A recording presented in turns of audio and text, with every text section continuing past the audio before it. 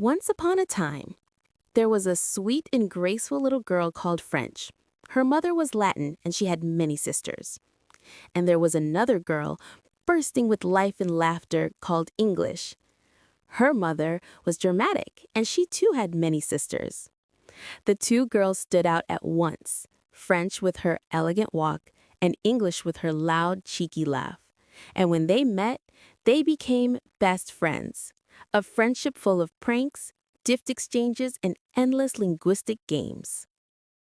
From afar, in the northern lands, there was a mischievous tribe, the Normans. They kept raiding France until poor King Charles the Simple finally sighed.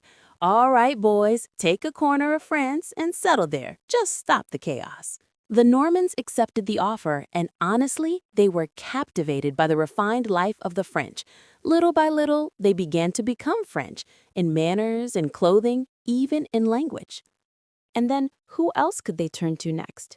Who indeed? England. When they invaded English lands, they spread their Norman French in courts, administrations, and law, pushing English into the countryside. Here, for the very first time, French gave English a playful poke. Thousands of French words and influences flooded into English. The English girl still looked like her Germanic sisters, but suddenly she was covered in French jewelry and accessories, especially in politics, law, and literature. Even the sacred prayer, Fada Ure, turned into Our Father, modeled after French Notre Père. French wore her Norman crown and brought with her new romances and literary fashions. English, though battered, dressed up in those gifts, becoming a Germanic girl adorned with French elegance. French had enjoyed her friendship enough, but let me tell you the other side of the story. Yes, French may seem the queen of linguistic elegance, but surprise! The name France came from the Franks, sisters of English from the Germanic line, who took over the region after the fall of the Roman Empire, giving the country their name, Francia, now France, Franco, the Frank.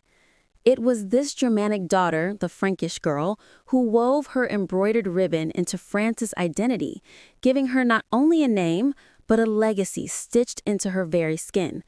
While Paris, though, stayed proudly Celtic, named after the Parisi who lived there long before Rome or the Franks. Did you know the word white in French has a Germanic origin? It differs from Latin albus, and even guardian, guard, and jardin come from there. So yes, French looked chic and Latin on the outside, but in her wardrobe were plenty of Germanic hand-me-downs. Sometimes I feel that English like a real living being, not just a few dramatic tribes in Britain. The great vowel shift proves it. It wasn't planned or commanded. It happened suddenly, spontaneously, as if the tongue itself was searching for its identity. All the vowels leapt into new tones, giving English a voice unlike any other Germanic sister. When I think about English suddenly leaping in the great vowel shift, it wasn't just a change in sounds. It's as if her inner tongue decided to wear a new garment. Not a borrowed one from any single tribe, but one woven by the collective consciousness of the English people at a particular historic moment. The language itself seemed to decide to be reborn, building its distinctive traits, flexible vocabulary, leaps in pronunciation, lightness in speed and structure.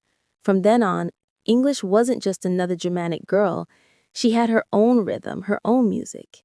French wasn't any different. She, too, shifted suddenly, rearranging her sentences with elegance and grace, Notre Père. Yet she never lost the memory of her friendship, carrying in her breath a trace of that style. And amid all that flowing melodic romance, she chose to move against the current. She muffled the air, turning it into a nasal tone, likely influenced by the locals who lived there in Roman times, like a preserved sound memory in a living language museum. And it became as a signature elegance no one could copy. Le silence de la nuit porte une étrange beauté. Dans l'air tranquille, on entend le souffle du vent, et chaque ombre semble une douce présence. In fact, I noticed that both languages, in their own way, challenge people. Francophones often struggle with English pronunciation. I'm one of them, hence my AI reader. And English speakers, like in Canada, face the same difficulty with French. You feel they are two entirely different spirits, not just letters and sounds thrown together. French always radiates with an unmistakable elegance and romanticism, and perhaps that is why it became so influential and distinctive.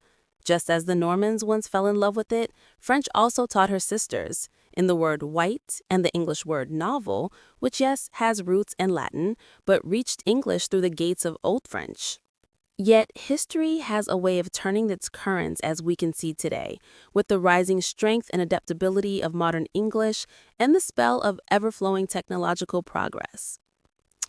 At the end of the day, though, both English and French became unique linguistic spirits. That's why I always see them as two special girls in the European family, mischievous, stylish, unforgettable.